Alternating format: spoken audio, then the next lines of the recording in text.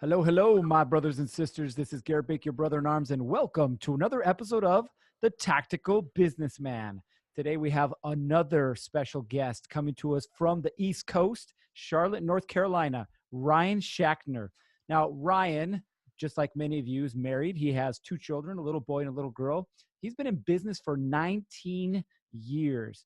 He currently has two locations, and if you're wondering what he does, he's in financial services, financial planning. He has 18 advisors working for him. Now, this is going to be unique. You're going to hear this during his story. But before, guess what? He was working for somebody else, and now he's on his own. He's got 18 advisors working for him. Last year, grossed $1.2 million. There's a reason I wanted to bring him here on the show, and that's so he could share his story with you. So please welcome Ryan Schachtner. Ryan, how you doing today? I'm good, Garrett. Thanks for having me. Oh, thanks for being here. I truly appreciate it.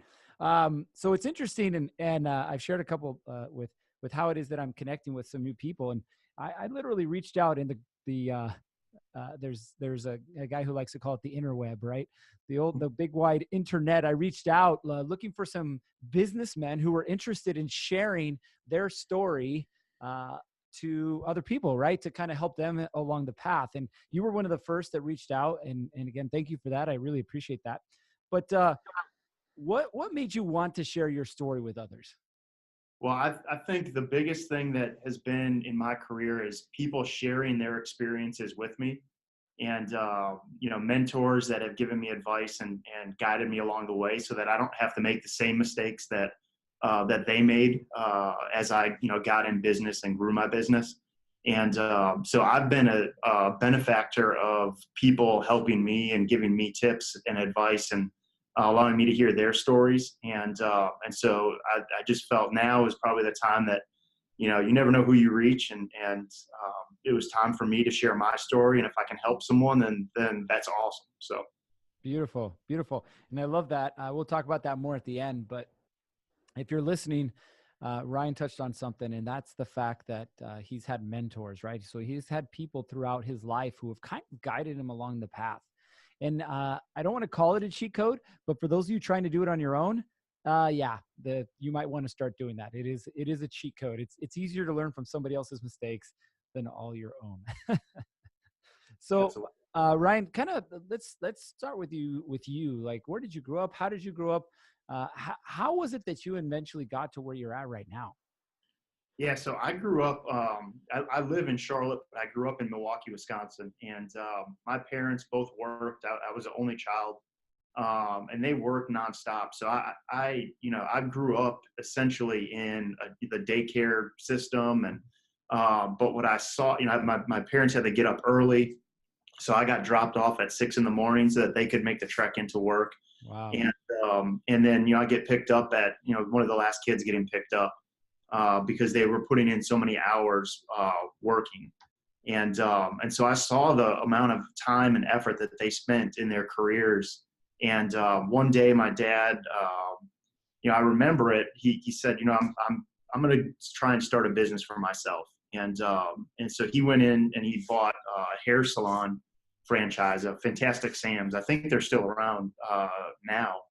And he didn't know anything about doing hair. He was a high school history teacher before that, and then got into the corporate world, and the corporate world just wasn't meshing with him. And the cubicle, having to answer to the proverbial man that you know more, and you don't understand how they got that job, and you have all those frustrations. And he just said that he thought he could do it better himself, and so he bought into this hair salon franchise.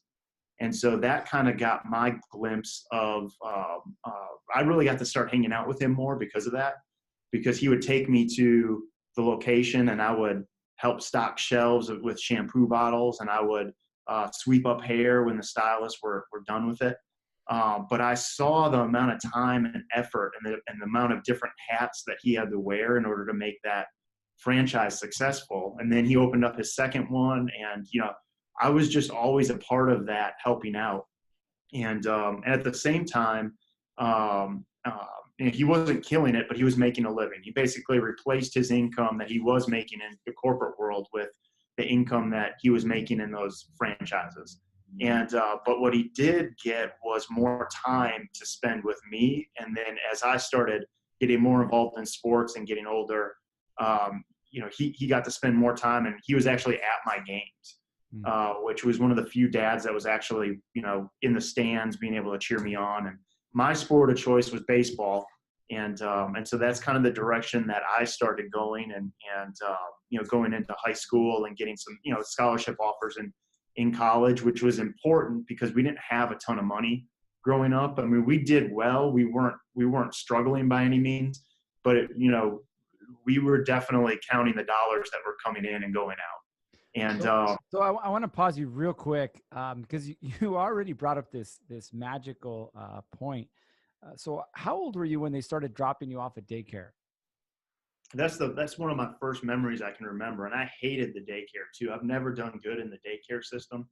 But I mean, from when I was born um, to, I guess the earliest I could probably remember would be 6 or 7, being in that daycare facility, with the teachers and all the other kids. And they went to work. That was my work until I got into school. And then when I was in elementary school, then the daycare, I'd go to the daycare would drop me off at school, and then they'd pick me up after school, and I'd wait until my parents came and got me. So, I mean, that is a huge memory. And if we think about how many people out there have experienced, the exact same thing that you have, which is not an absentee parent, but a parent who's literally trying to provide for their kids. And like they see that as their best option. Yeah, And absolutely. And so it really, how did that affect you growing up? well, I think that's what prompted me, and really being aware, old enough to be aware of the transition from being in the daycare to my dad starting the business. So the lack of presence to then all of a sudden there was a presence, Mm. and that is really what drove me to get into business for myself. I think obviously, you do this and you want to make money doing it.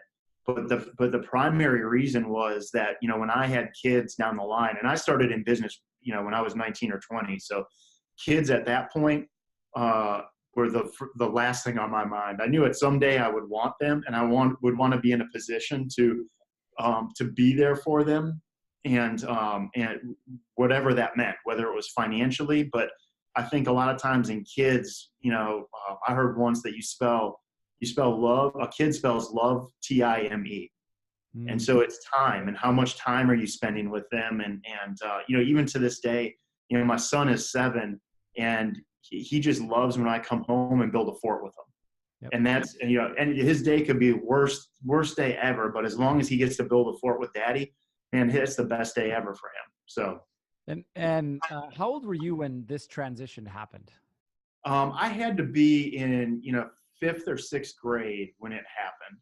And so I'm not sure what age. I guess we're on 10 or 11 would probably be the age, but it was about 5th or 6th grade when that happened. And if you're listening, he mentioned the fact that um, it was such a big difference because all of a sudden dad was around. All of a sudden you were spending time with dad, and the key is, and you already said it, but I want to reiterate it, is how do kids spell love? It's Time. It's time. Like the one thing that you can't buy is time. I don't care how much money you have, how nice your cars are, if you got a plane or a boat or like spaceship, it doesn't matter. You can't buy time. You can just invest in it. And so that's a beautiful thing. I love that. And you already made the connection. I was going to save it for later, but screw it. You already made the connection. And the connection was that you had experienced time without dad and you had experienced time with dad. Obviously, you preferred Yeah, the time time with dad. So when you started off in this wanting to have a career, right, whatever that was, you wanted to make sure that you had what? of time to spend with my kids. Yeah. That's it. And the fact that you take the time right now with your 7-year-old is a beautiful thing. If you're listening right now, listen. We're not talking about this to try and make you feel bad that if you work graveyard shift or if you work 18 hours a day or if you work a random schedule, whatever it is. We're not trying to say these things to make you feel bad, but we want you to understand that ultimately the purpose of why you work is to have more time with those that matter most. I was listening to a podcast the other day, and I can't remember which one it was, but the gentleman was talking about it, and he said, "Hey, have you ever seen a hearse with a U-Haul trailer hooked up to the back of it?" No. Why? Because you can't take any of it with you. Like none of it comes with you. None of it. So this brings back. We'll get back. Come back to. We're going to real high level here. But we talk about legacy. Ultimately, what do we want to create? We want to create connections with our kids, connections with our families, and the businesses that we're creating ultimately are for what? It's to allow us to live the lifestyle that provides that connection, provides that time. So don't lose focus on that. There. Point made. Okay, so let's get back to you. So you're spending time with your father, and it's a fantastic Sam's. Like it's nothing crazy. It is a franchise haircutting place. I've been to Fantastic Sam's before. I don't have hair anymore, but when I was, that was one of the places I would go take my kids to. But the point is not that it was a Fantastic Sam's, but the point is that one, you were spending time with your dad, but two, he had you taking on some of the responsibilities of what it meant to be a quote unquote business owner. Yeah. Yeah. He had a little name tag made up for me, and next to it said owner. So I thought that was the coolest thing. Wow. Yeah, I would sweep hair. I would stock shampoo bottles. I would do the wash the towels that they would use for the individual's hair, and I would stock the candy. If you remember, the candy would go on the top of the TV, and you put your hair as a kid in a little drawer on the bottom. You turn around a couple times, and all of a sudden, candy appears, and the hair is gone. So I would stock that. So yeah, it was. He would put me to work, but it showed me how much work it took to get that business up and running, and that, and he was he was taking out the trash, he was doing the books, he was managing the employees, he was running the register. He was doing all of that.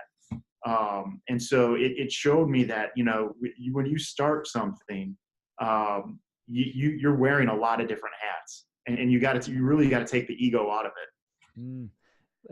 This is interesting. Normally we save our nuggets for the end of the show, but here Ryan's just dropping nugget after nugget. So we'll just talk about it. He brought it up. This is something that when I transitioned to the world of being a businessman, that I didn't really ever think about either, is I got to wear all these hats. And then I was like, wait a minute, hold on. There's only one thing I want to do, right? Is this one thing, but now I got to take care of the books, and wait a minute, I got to make videos. So I got to edit videos. Wait a minute, I got to put a website together. Like, whoa, what's going on here? And you're right. All of a sudden it becomes overwhelming, but the only way to get started, unless you have a ton of cash, which most of us don't, is to take on all those hats and just push forward. Yeah, you just figure it out, and you find a way to get it done. You prioritize, and you figure out, what's my highest priority I need to accomplish right now, and what's going to move the business forward, and you just find a way to make it work. Beautiful. So you graduate high school, you go to college. What are you starting to think now as far as career? Were you like me? In my head, I was an athlete, but I only got 2 Division III scholarships. So that really wasn't my future. That was me. I don't know. Well, what was it for you? Yeah, I had some scholarships at some Division I schools, and all that. I probably in my head I was going to be a professional baseball player.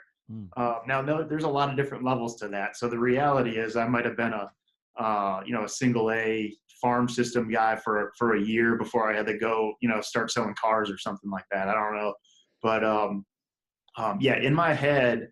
And that translated to my academics too. So in my head, I knew what my job was going to be.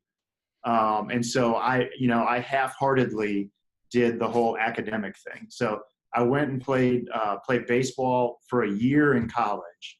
And at the end of my first year, I completely blew out my shoulder. And so I had complete reconstructive surgery. Some of it was experimental at the time. And I was done. My career was done. And so about that time, so I had the surgery to repair everything, and my arm's in a sling. My arm's going to be in a sling for a couple months throughout the summer. So, this is the summer after my freshman year of college. You just think where you were, at that point, you have different priorities. You want to chase girls, and you want to have, drink some beer and have fun. Yep. And here I am with an arm in a sling, and I can't do any of that. Wow. And so I got an internship in a financial services company um, uh, running some IT programs that they were trying to launch. And I am not an IT guy. I mean, the fact that if I can figure out how to turn my computer on, that's about the extent of my IT knowledge. And so I was sitting there, arm in a sling, trying to work on this new IT program that they were trying to roll out, and the system kept crashing. And so I didn't even get to work on the IT program because it wasn't functional. So it was me sitting in a cubicle in like the basement of this financial services company, and I was miserable. And I looked around and I saw all these people that, all they were doing was trying to provide the best for their families, but none of them had a smile on their face. Wow. Wow. That's a powerful lesson right there. It was, everything they would look forward to is lunch hour and then quitting time. And I just thought, man, there's got to be something more to life after. I mean, this isn't for me. I've got to go create something. I can't be bound to a desk and a computer and answering the phone all day long. I've got to be active and moving around. And so I finished out. I remember I called my mom and I said, "Hey, I can't do this internship." And she said, "Well, you started it. You got to finish it."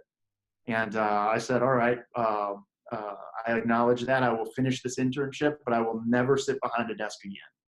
And so I finished the internship at the end of that summer, and I noticed that they had another internship program, but on the sales side of their business.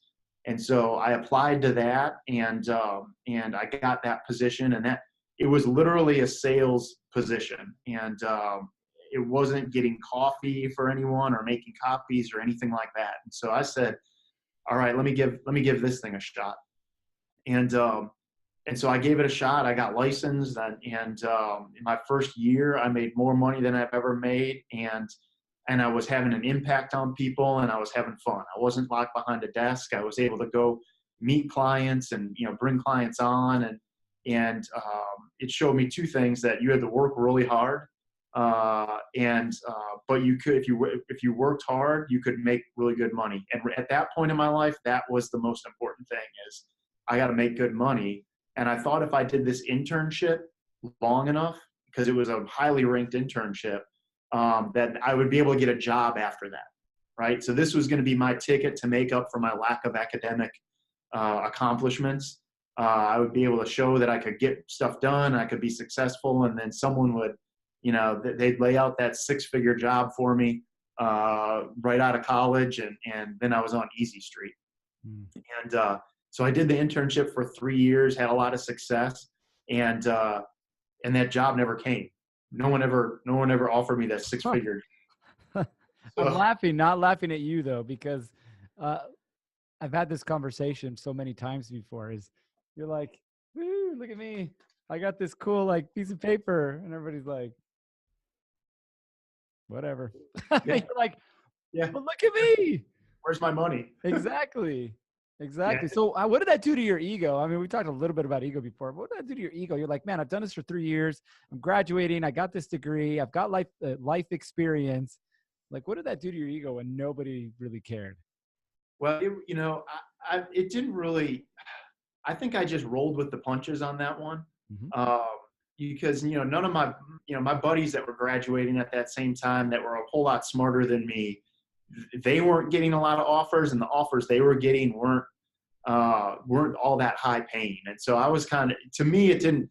I was like, well, I mean, if that guy didn't get it, then all right, I'm good, right? Like, it didn't make me feel all that bad.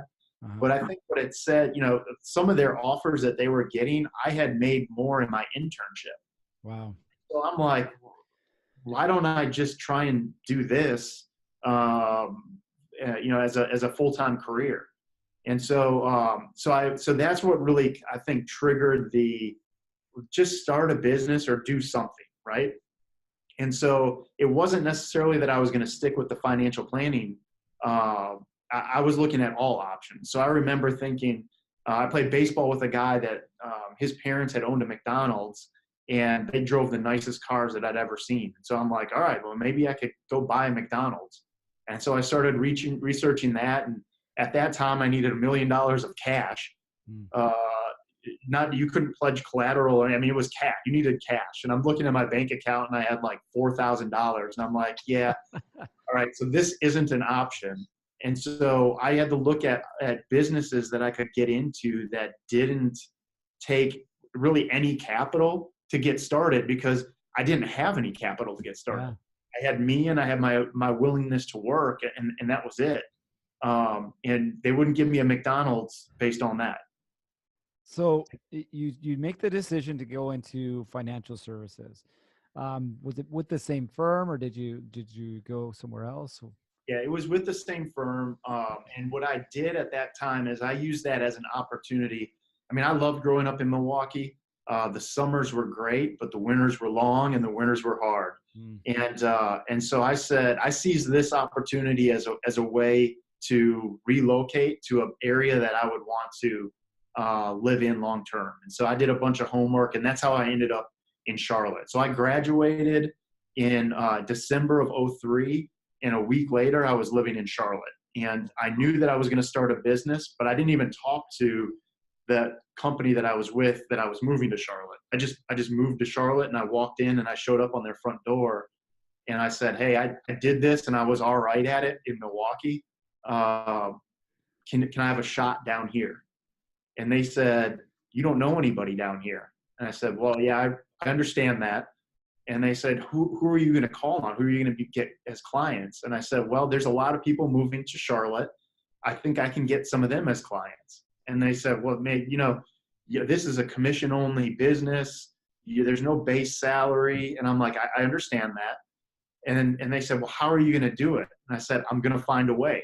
And I said, listen, if you give me a shot, I promise I will outwork everybody you have at this firm. All you got to do is say yes. There's no lose here for you, right? I understand the risks I'm taking. I'm going to have to work my butt off. And all I need is you to say yes and give me a shot. Give me an office to work out of. And so obviously they did. And I still had that $4,000 in my account. And so I had to make sure that the area of town I was living in wasn't the best.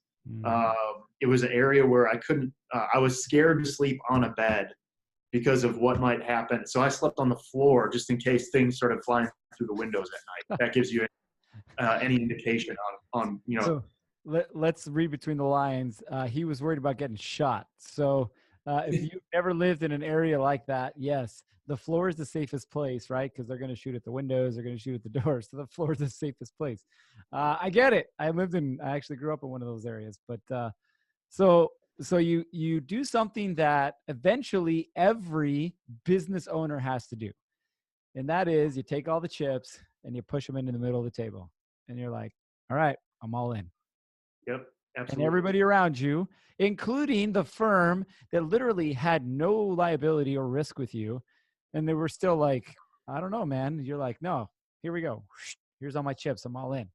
So you went all in on yourself, moved to a new city, no clients, and $4,000 in the bank. Yeah. So what happened? Yeah. And so I worked nonstop.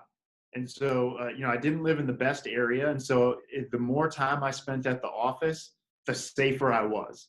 And so I remember, I would be the first one in the office and I would be the last one to leave the office. And to the extent of, I remember I moved in January, and in February in Charlotte, they had like 22 inches of snow, which was a record at the time. It had never done that before. Wow. And so I remember getting up in the morning, and remember, I grew up in Milwaukee, so 22 inches of snow. I mean, that's a lot of snow there too, but you still get around and you go on with your day. And so I remember waking up and my car barely made it up the hill to get out of the apartment complex. And I remember I've got my suit on, I'm feeling good, I'm looking good. I make it to the office, I'm the only car there, which was normal at the time that I usually got into the office about 6 o'clock in the morning. And, but then the lights were off. I didn't know how to turn the lights on. And about noon rolls around and the next person shows up. And I'm like, what's going on here? And they're like, what are you doing here? It snowed. Like the city shut down for a couple of days. And I'm like, what? Shut down? What do you mean? What does that mean? like, I'm here to work. I'm ready. I got to work. And so I just remember, I mean, I was committed. I didn't have a choice for it not to work. And so I just did, you know, they gave me activity metrics of how many people I had to call and everything I had to do. And I just did exactly what they said. And then I doubled it until I figured out, you know, I'd make tons of mistakes and I'd learn from my mistakes. And okay, you can't say this to somebody, but you can say this to someone. And so I just outworked people and just put in the time and things started to happen. You know, everyone in my world says, well, you got lucky, but I feel like I created my own luck because I Oh, hold on. people. Hold on. So this is key here. This is key here for a couple different reasons. One, we talked about this before, right? It's about going all in. So a side question: how long did it take you before you felt like you could come up for breath and like, okay, like I'm gonna be all right? I don't think I'm there yet. I don't know if Ah, I've ever gotten there. all right. So, but basically, you know what I mean? Like you were gonna make enough to survive, Oh, and I knew that it was going to work. Yeah. Yeah. I mean, I was probably, it was probably around June of that year. So it took me about 6 months yeah, before I realized that, all right, I can make this thing happen. yeah, yep. And so 6 months is actually on the short end of things. And you've experienced this too. I mean, you've got 18 advisors, and I'm sure they haven't had the same path, but it takes time. You Yeah. can't replace the time it takes to build an actual business. And like you said, you don't even feel like you've, arrived, which I 100% agree with. But you got to a point 6 months in where you were like, okay, if I continue down this path, I know it's going to work. Yeah. And so it takes time for that. But the second thing, and I love that you brought this up, this whole idea about luck, right? Like luck is nothing more than, preparation and hard work, and then an opportunity happens to come by. But the opportunity comes by because of the preparation and the hard work. Yeah. The Absolutely. fact that you're the first one in and the last one out, and you're an athlete. You hear about the most successful men in the NBA, in the NFL, and Major League Baseball. What is the common thread? They're the first ones in and they're the last ones out. Like if you really want to taste success, if you really want to experience success, it does require you to go all in, all the chips to the middle.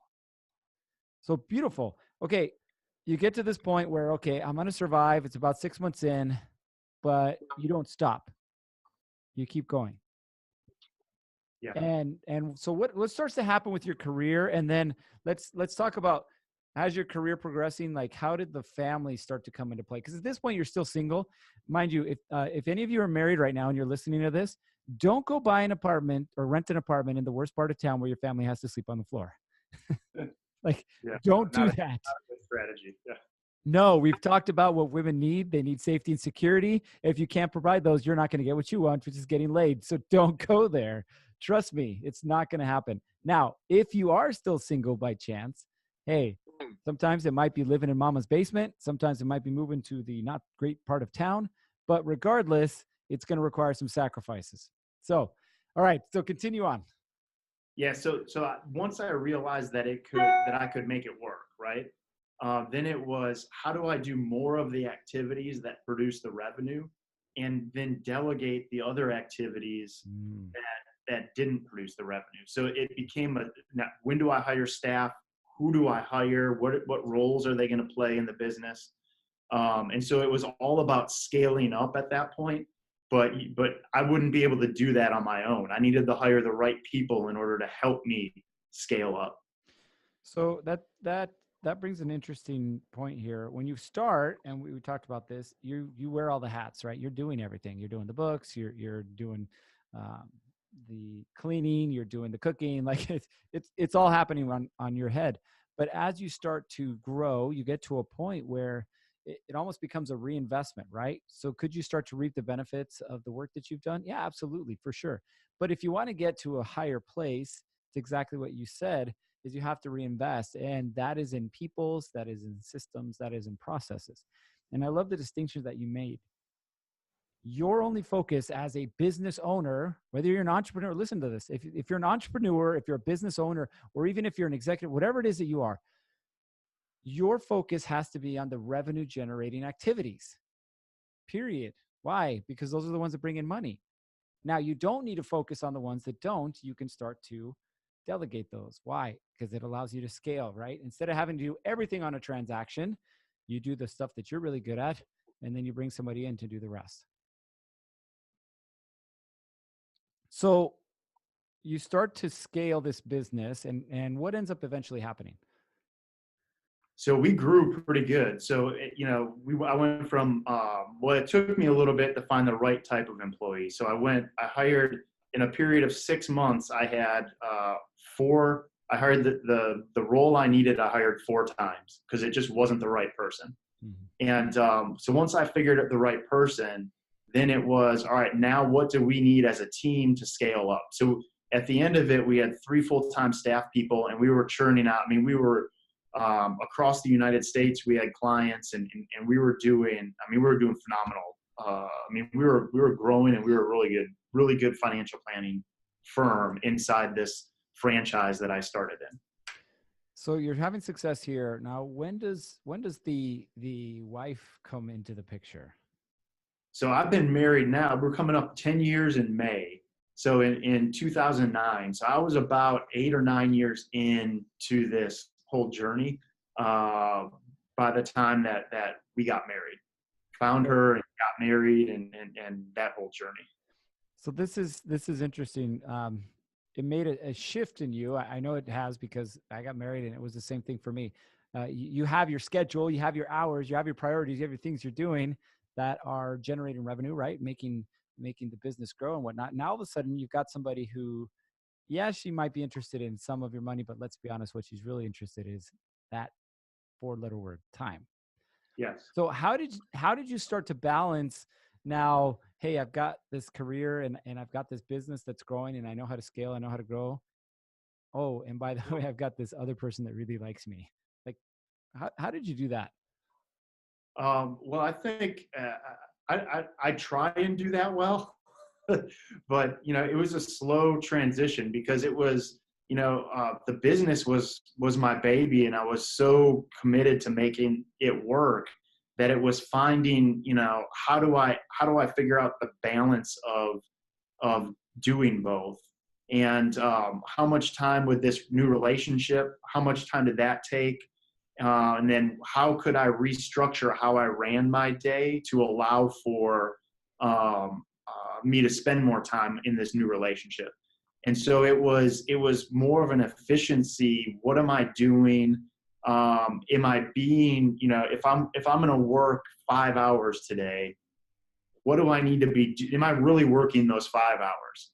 I think we've all been, we go in and we start work and we start the day and, we might check the scores of the game last night, or we might see what's going on the news. And so an hour goes by and we've really only worked maybe 20, 25 minutes because, we go to the restroom or we stop by the water cooler, or, we talk to a buddy. That type of stuff eats into our time. And so if I'm going to work 5 hours, I'm going to work 5 hours. And so it's amazing when you do kind of a time audit of where you spend your time, on how much time you're actually wasting. And when you carve out that waste, it's just crazy how much you actually get done. You could get a full day's worth of work done in 2 or 3 hours if you're working during those 2-3 hours. And so it was just that kind of evolution of, all right, if I want to spend more time away, I'm not going to commit. I got to commit the same energy to the business, even if I'm not spending the same amount of hours in the business. And so it was going through that whole process, which really allowed me to, and then it was getting on the staff and making sure that they were doing the same thing. If we're going to work, if you're going to be here 8 hours, we're going to work 8 hours. And if you can get your job done in 6 hours, then good, you got your job done. These are the objectives. You can go home, you can take off, do what you got to do, start working on the next day's work, whatever you have to do. But if we're going to work, let's work. I love that you said that. This is something that I honestly have struggled with and still find myself struggling with is this idea of time, right? Because just like you, I've got three kids. Mine are teenagers, and they require time. I got two of them in track right now. I got, they're really active, and so for me, I want to do that same thing. I don't want to be at work the whole time. And I found myself at the beginning of this year saying, "Time out. Where am I at right now?" And I had to rethink where and how it was that I was spending my time.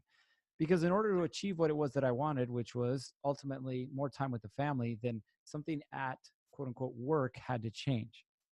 So, how long did it take before you figured out that, hey, I can invest the same amount of energy in less time and still get the same amount accomplished? So this goes back to some of the mentors that I had and guys that I had heard about in my line of work but didn't know, and so I just reached out to them, and they really had no business answering my call. I mean, I was nothing compared to where they were in their business, and I just asked them, and it was amazing that the struggles I was going through, they had gone through the same things, and so I Mhm. heard that message enough from enough people that I said, all right, there's got to be something to this. And so I did the time. They had me do a time audit to where literally every 5 minutes I would write down what I did, and I did that for 2 days straight. And it became very apparent that I was wasting a lot of time. Mm. And so then it was just figuring out how do I switch my calendar. And once I did it for a day, you know, I was 3 hours in the day and everything was done, and I was just sitting there and I'm like, what do I do now? I don't know, what do I do? Because everything was done. I had accomplished everything. Mm. And so once something works for me mentally, all right, I adopt it. And so once I figured, it was probably a couple days before it really clicked. And then from then on, I've been operating like that. And how often do you take like a inventory of your current model and seeing if it needs an adjustment? I usually do a quarterly. I look at the whole business and I say what's working well, what's not working well. Are what we're doing. How are people? How are our future prospects? How are they? How do they learn? What's the best way to approach them? Is it changing? So with technology and all that, we've had to change how we run our business, with advances in technology and that sort of stuff. And so, and it changes so quick that it's really a quarterly, how am I helping my advisors, and clients, but how, more so my advisors, how am I helping them launch their business? Is the message being heard, or do I need to tweak what the message is, in order to help them get better results? And so I like to do that on a quarterly basis. But honestly, I'm analyzing this stuff daily. So when I'm at the gym in the morning and I'm going for a run, I'm thinking, all right, what did we do well? What are we not doing well? What can we improve on? And then how do we accomplish it? So it's one of those things that you can't really, or at least I can't shut off in my mind. It's a constant. I'm trying to analyze and seeing if we're operating at the optimal efficiency. Beautiful, beautiful. I like that. Daily, of course, you're thinking about it, but quarterly, you're actually taking the time to do that. So, right now in your business, if you're not doing this, I would highly recommend it. Again, I told you that I just did it. I'll probably do it again here shortly. And but do it at least once every 3 months. Analyze where you're at and what needs to change in order, again, to maximize your efficiency. Um, we haven't talked about it yet, but I kind of want to shift over to this real quick. You were working for this one company for many years, correct? Yeah, yeah. And then Basically, eventually what happened? You decided to do what?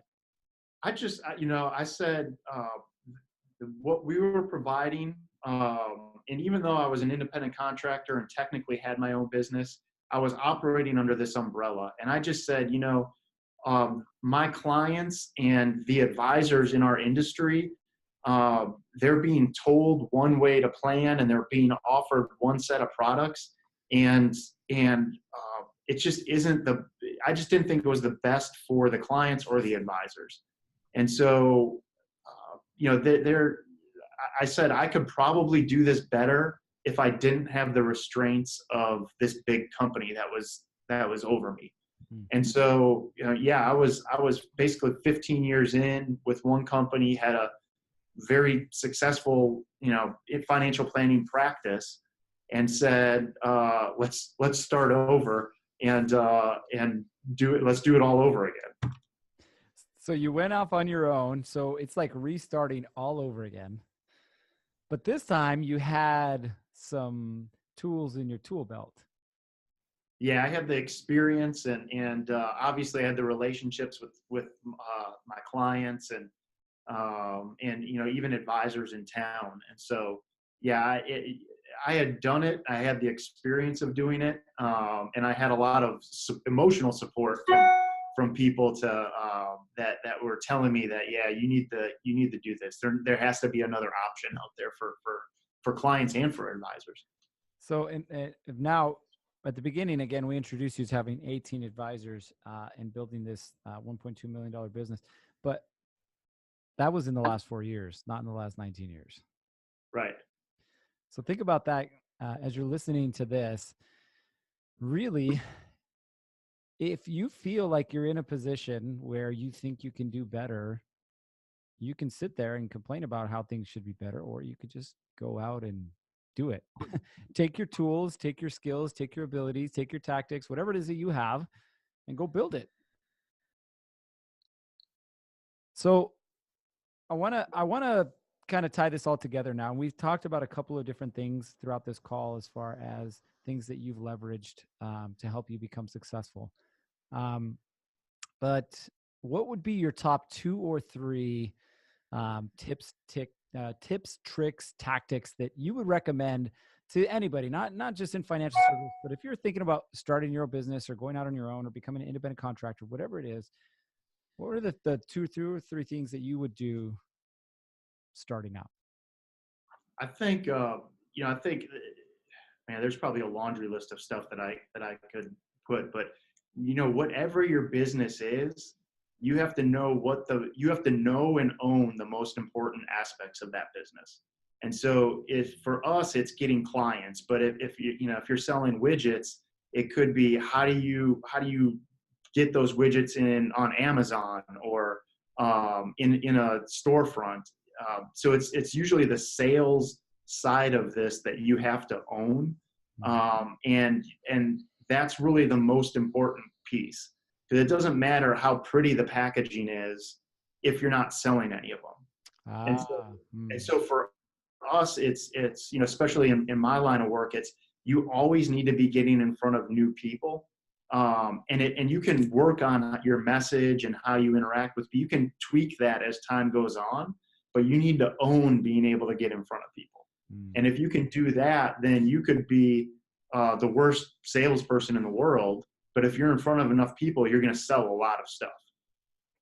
And so you got to know what drives your revenue, what drives your business, and you have to own it. And then it's delegation. And so a lot of times, especially with my advisors, they get to a point where they need help and they need some staff, but they don't want to let go of certain aspects of their business. And so you have to, it's uncomfortable, because I went through it too. It's uncomfortable having to trust someone to do the work for you. But you're never going to scale up if you don't delegate and trust that person to do their job. Now you have to monitor it and you have to make sure they're doing their job, because that was one of my biggest mistakes. Is I trusted the person and I didn't do enough checking in to make sure the job was getting done properly or the way that I wanted it to get done.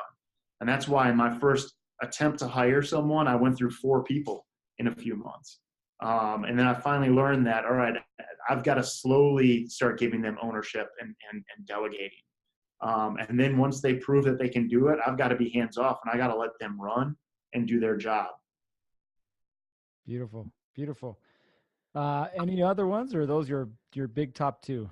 I'd say those are the top. I'm always learning, so I'm always reading books, or I'm watching. I mean, I can pick something up that motivates me from, or that I can use in business from anything. And so my recent one is, I would say, one, you got to be happy with what you're doing. You got to have some sort of passion around your business. Otherwise, you might leave a job and it's still going to be work for you. Mm. And so whatever you do, you've got to have some sort of passion with it. And then I remember this the infamous New Orleans Saints, St. Louis, or I guess it's the LA Rams now, but the NFC Championship game. And one of my buddies sent me a clip of Drew Brees's pregame pep talk to his guys, and he said, we go on this progression of playing football. We start in this game in Pee Wee, and we're just playing. We're just out there having fun, and then we learn a little bit of skills and technique. And in high school and college, and we become competitive. We start trying to win actual games. And now we're at this point. We're in the NFC Championship game where we can be lethal. So we got to be lethal in what we do. And to me, that just means, what are you doing? And we break with our advisors. We break it out into, you've got really 4 aspects of your life. You've got personally, professionally, physically, and spiritually. And you got to own all those, right? So what are you doing spiritually? And I don't care what you or who you believe in. Everyone's got something spiritually that they believe in. Physically, are you exercising and staying in shape or eating healthy? Professionally, which is what we're talking about now, and then personally. So how are you being lethal in every opportunity you have in those 4 categories? Are you being lethal when you're with your family? Are you with your family, or are you checking your phone? Mm-hmm. And so I tell my guys, if you're with your family, turn the phone off, because your kids are going to see that. And they're going to think that that's cool, that's all right, that it's all right to be on your phone when you're with your family. Professionally, when you're at work, are you being lethal, or are you just playing? Being lethal means, man, you're there and you're focused. If you're going to spend 5 hours, you're getting 5 hours worth of work done. You're not just hanging out for 5 hours. Physically, if you're going to work out for an hour, are you pushing yourself to what's your next personal record you can set? Did you lift a little bit more weight today than you did yesterday? Or did you run a little bit further? You're always pushing yourself to get to that lethal. And then spiritually, whatever you believe in, are you, this is probably being lethal and spiritual is probably the wrong correlation. But if you're carving out 30 minutes or an hour a day to be in whatever, are you being distracted with other stuff, or are you there? Are you committed to it? And so I started using that with my guys, and I played that it's like a 1-minute clip. You can look it up on YouTube, and it's, are you being lethal in what you're doing and everything that you're doing on a daily basis, personally, professionally, physically, and spiritually? And the guys that embrace that, man, I'll tell you what, they've got better personal lives with their family. They operate better professionally, physically. They've got more energy because they're working out better. And so it's, but I always try how can I use this for my business? What can I learn from this in order to get better? I love that. And here's the thing that you guys don't understand. Prior to this conversation, Ryan and I have talked one time. That's it. One time. He lives in Charlotte. I live in Phoenix. He just laid out everything that I teach, the exact same thing. Why? Because it's important, right? It's important to connect with yourself, with God or a higher power, with your family, which ultimately allows you to connect with your business. So yes, this is important. Now, if you want some more information, how does this whole thing work? I got something for you. It's a little PDF, and it lays out this exact process. For those of you who are like me, you like to see it, you like to check boxes, you like that kind of organization and structure. It's got that stuff for you. Literally, it'll lay it out for you, 30 days, these 4 areas, and it'll get you rolling in the right direction.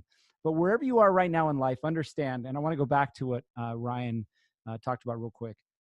One, you got to know your business. Whatever it is your business is it widgets? Is it life insurance? Is it coaching? Is it marketing? Whatever it is, you have to know your business. You have to know how is it that you're getting in front of people? How is it that you're selling more? Ultimately, that's what's going to determine your success. But number 2, you said, was delegation. And delegation is the one thing that allows you to scale. It's the only thing that allows you to scale because of time. We talk about time. So listen, ultimately what Ryan said, the last piece, always be learning, right? Doesn't matter the source, Drew Brees, It doesn't matter if it's a coach mentor. It doesn't matter. Always be learning because there's something out there that's going to help you with whatever problem it is that you're having. Right now, I'm listening to David Goggins' book on audio, and it's amazing. Right? I didn't grow up and have the child that he did. I didn't have the life experience that he did, but I'm learning from his experience and saying, how does this apply to me and to my life right now?